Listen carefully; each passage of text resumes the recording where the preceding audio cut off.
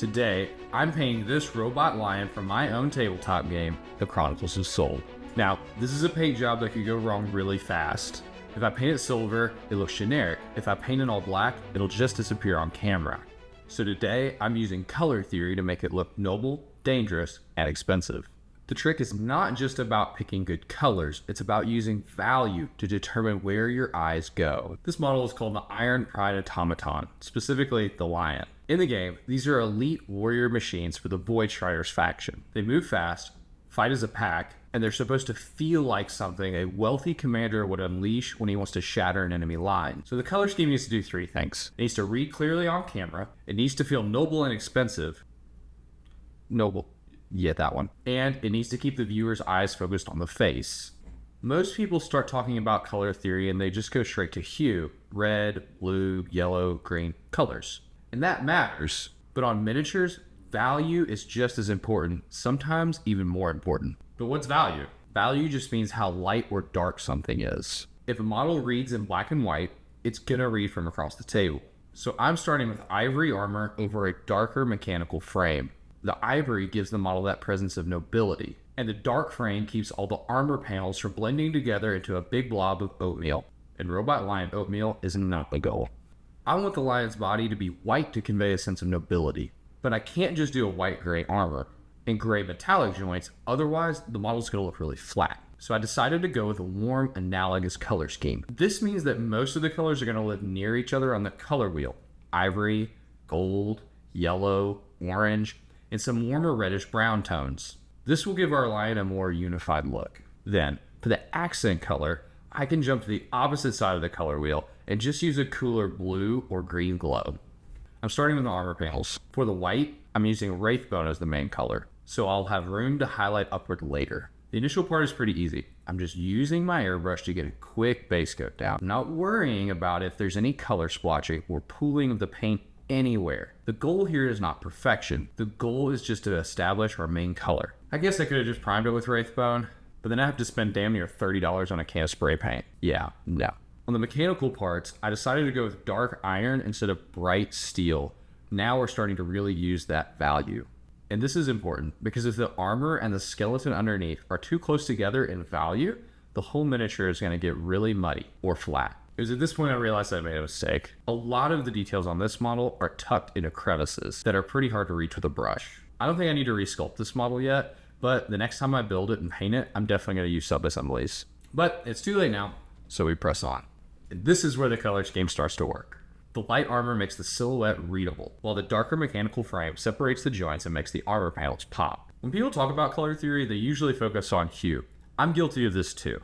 In my last video, I used a pretty simple complementary colors trick with metallics, but value is what controls readability. Here's the same footage in black and white. Even without the color, you can already see the important shapes. And that's what we're going for. Because if the model can read before the fancy effects go on, then it has a much better chance of reading across the table. For the other metallics, I'm going for a warmer gold tone.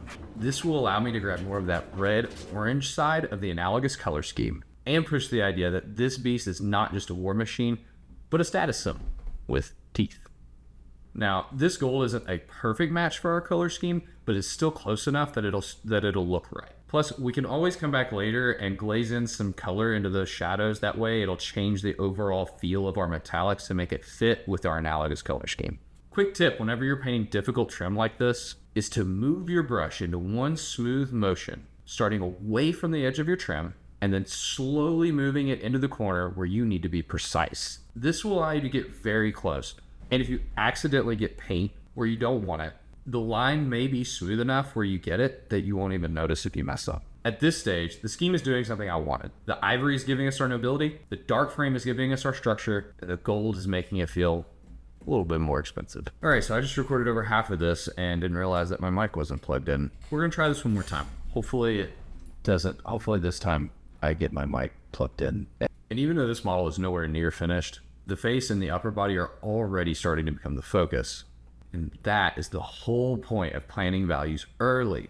And now that we've got our base coats down, it's time to do some shading. I'm using Seraphim Sepia straight through the airbrush, and I don't even bother thinning it because this paint is already thin enough that it doesn't need any extra. You can see here that I'm just turning the model upside down and I'm not worrying about what part the sepia tone touches. And this is one of those moments where the analogous color scheme shows its strength. The ivory, gold, and warmer shadows are all living in the same color family. So using a warm sepia as a universal shadow helps tie the whole model together instead of fighting against it. Another tip when you're doing models with overlapping panels like this is to not be afraid to turn the model at an awkward angle in order to get down to those dark gaps. If you do end up getting some paint where you don't want it, don't worry because you're probably going to be able to fix it in the highlighting step. Instead of using a brush to highlight our ivory, I decided to just go ahead and mix a little white in with our wraithbone and put it through the airbrush to get our highlight color. I'm not too worried about getting our ivory highlight on the gold because the metallics are much easier to clean up afterwards. I'm focusing the highlight in the upper armor panels, especially around the head, the shoulders, and the back. That keeps the brightest values where I want the viewer to look. Small detour, if you use white often, I highly recommend this Liquitex white ink. It doesn't need much thinning, it goes through the airbrush really well, and it doesn't get nearly as chalky as a lot of other paints do. And it's only $8 on Amazon. Can't beat that. I debated on whether or not to do an oil wash, but in the end, I decided to go with it because I really like the finish that it has on the metallics, and I think it'll shade our ivory even better. We can go over oil washes more in a future video, but for now, we're gonna keep it basic. Just take some mineral spirits, mix in a little bit of burnt umber and black oil paint, and you should be fine. You're aiming for a normal wash consistency, but don't stress too much. If it goes on heavy, you can just remove it later using a little bit of mineral spirit on a Q-tip or a sponge. Before the wash, I decided to go ahead and varnish this model with gloss varnish. You absolutely don't have to do this, but I find it makes removing the excess oil paint later much safer because without the varnish, it's a lot easier to damage the paint underneath, or at least that's been my experience. And on the wash goes. I covered the whole model in it, and after letting it dry overnight, I came back and removed the excess using a bunch of Q-tips I appropriated from my wife's bathroom drawer. Sorry, honey. I'm just kidding. You know she's not watching this. And this is the fun part of oil washing. As you remove the excess, it leaves behind this stained, shaded finish without giving you any of the coffee staining that you get with an acrylic wash. Now it's finally time for the accent color that's going to really make our lion pop. Since our analogous color scheme is over here and much warmer, I want the glow to be much cooler and come from the opposite side of the color wheel. That gives me a nice temperature contrast. Warm armor with cold accents. I'll be using that accent color sparingly. That gives me a nice temperature contrast. Warm armor with cold eyes. Don't want to overdo it, or it'll begin to overwhelm your eyes as you look at the model.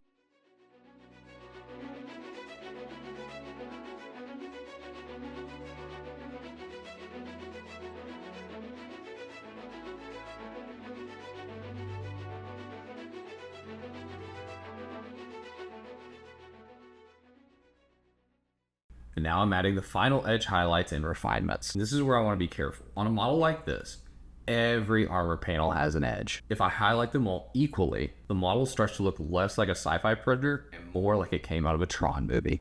Not a fan of Tron. So I'm pushing the brightest highlights towards the head, shoulders, and back. Those areas naturally catch light, but that's also where I want people to look. The feet, the underside, and the lower mechanical bits get less attention. Not because they don't matter, but because not every part of the model should be screaming at the viewer with the same value. The best paint schemes have hierarchy. They tell your eyes where to go. And here we have our finished Iron Pride automaton. When I started, I didn't just want a cool color scheme. I wanted the colors to tell the viewer that this thing is noble, dangerous, and expensive. It probably has no interest in being turned off. It is AI driven. Our warm tones give us that sense of nobility, while our cold eyes really make a focal point for us to look at. And that's the power of planning your paint scheme before you just start throwing your paint around. So this is the big lesson. Color theory is not about just picking a random grouping on your color wheel app, going with it, and then seeing what happens. It's also about using values to determine where we want our viewers' eyes to go. So if you're stuck on a scheme,